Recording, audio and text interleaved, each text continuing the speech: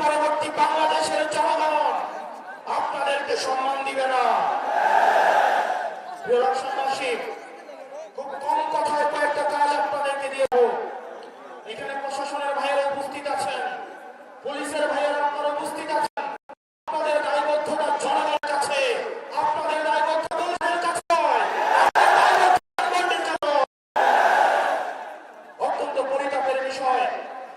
আজকে পুলিশ সদস্যরা এখানে বাহিনী আপনারা যেখানে ওদের আপনাকে ব্যবহার করে পদবি বানিয়েছিল, আপনাদেরকে ব্যবহার করেছে। আল্লাহ নিজেকে ব্যবহৃত দিয়ে তারা আপনারা এর পক্ষে থাকেন, ইনসাফের পক্ষে থাকেন। কোন রাজনৈতিক দল নয়, বাংলাদেশের জনগণ আপনাদের পক্ষে থাকবে।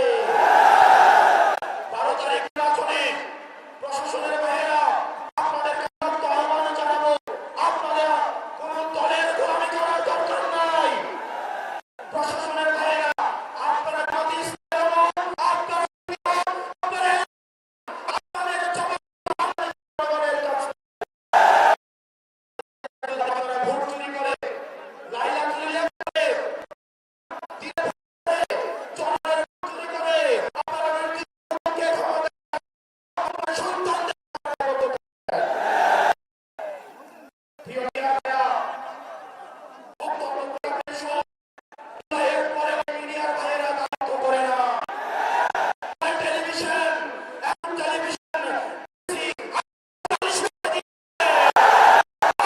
কেমন চাকরি আমি দেখেছি, এজেন্সিতে রিপোর্ট লিখতে বিভিন্ন একজন সময় টিভি সেই পাবলিশ করে।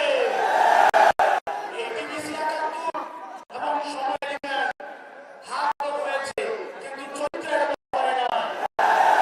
আপনাকে আলোচনার এই প্রশ্ন সমস্যা রাজনৈতিক কর্মসূচি কিভাবে হয়, দুনিয়ার সকল প্রশ্ন আমাদের জন্য। অন্যদিকে সকল প্রশংসা এবং সকল মুখ্যতা একটা রাজনৈতিক দলের জন্য। এর পরবর্তী বিপ্লব হবে এই মিডিয়া এবং প্রশাসনের মধ্যে বিপ্লব। বক্তব্য দীর্ঘায়িত করছি না। মিডিয়া এবং প্রশাসন বাংলাদেশকে সুখী সমৃদ্ধ উন্নতি করতে হলে আপনাদের প্রয়োজন রয়েছে। আপনাদের জবাবদিহিতা হচ্ছে জনগণের দিক। আপনারা কোন দলমুখী না হয়ে আপনারা জনগণমুখী, জনগণ আপনাদের নিরাপত্তা দিবে ইনশাআল্লাহ। ওই ইনকিলাব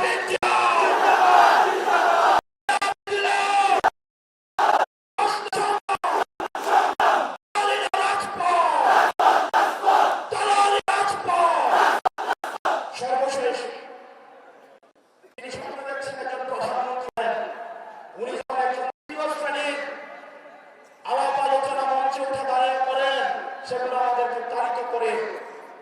জনাব তারেক জিয়া, আপনি যেভাবে গুপ্ত গুপ্ত বলে আপনার নিজের নেতা কর্মীদেরকে হত্যাযোগ্য করে তুলছেন, গত 17 বছর কিভাবে ফ্রিল্যান্সিং এর মাধ্যমে দল পরিচালনা করেছেন, সেটা একবার নিজেকে প্রশ্ন করে দেখেন।